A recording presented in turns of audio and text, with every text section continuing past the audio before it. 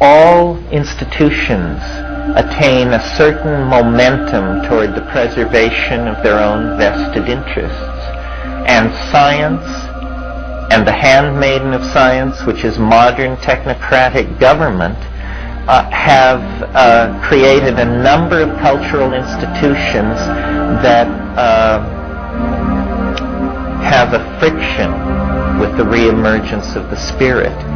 First and foremost is the notion of the public. The public is this weird idea that was generated in the wake of the printing press, that there were vast numbers of people who could be treated atomistically.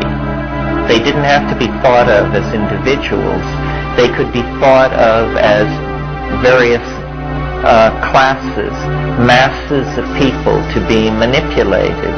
And if you could sell the public on the idea of democracy, which is another one of these atomistic notions. The notion of democracy is that for us all to get together and have it work, we have to assume that we're all alike, see? So we each have a vote, and then you may be tall, you may be short, you may be rich, you may be poor, you may be black, you may be white, but that doesn't matter. We'll give everybody this charge, one vote, and then we'll see how these populations work themselves out.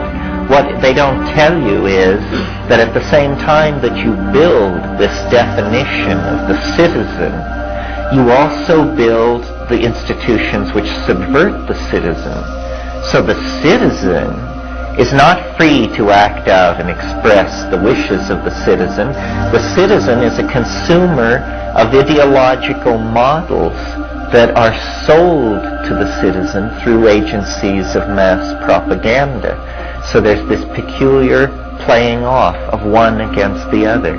In the meantime, what has also been happening is the institutions of language, which previously were pretty much left to develop on their own, and that was the situation well into the 19th century.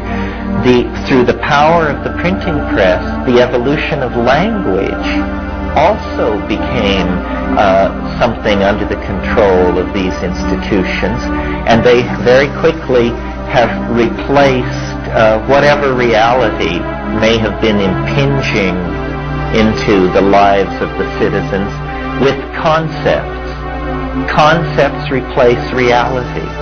You come into the world with a blank slate, and everything is what William James called a blooming, buzzing confusion. Well, then one by one you isolate phenomena in this confusion and you name it. Once a sector of reality has been named, it stays still. It ceases to behave the way it would behave for itself. It begins to behave syntactically because it has been changed into a linguistic object.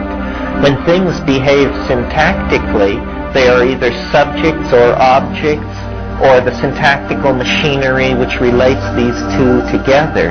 In that case, materialism, dualism, projection of authenticity beyond the self are all reinforced. So these are the factors which have impeded the spirit. Into this comes the psychedelic experience. It has a tremendous force to revivify the spirit, particularly because it is not an ideology. It is not something someone figured out. It is an experience. And this is important to bear in mind. It horrifies me, I'm sure you've heard me say it, to think of someone going from birth to the grave without ever coming tangential to the psychedelic experience. It's like going from the birth to the grave without ever discovering sex. It means that you died as a pre-adolescent. You know, you never really came into your birthright. And we have been infantilized by our cultural institutions to accept the notion of ourselves as citizens consuming these regurgitated scientific models, which are then hashed through by Madison Avenue and then handed down to us by the organs of mass culture. And this is supposed to be what we anchor our lives on. It's no wonder that drug abuse, child abuse, self-abuse is rampant in this society, because it all has been taken away from us. You may read 1984 and think, well, thank God it isn't that bad yet. Well, the only difference between us and 1984 is we dress better.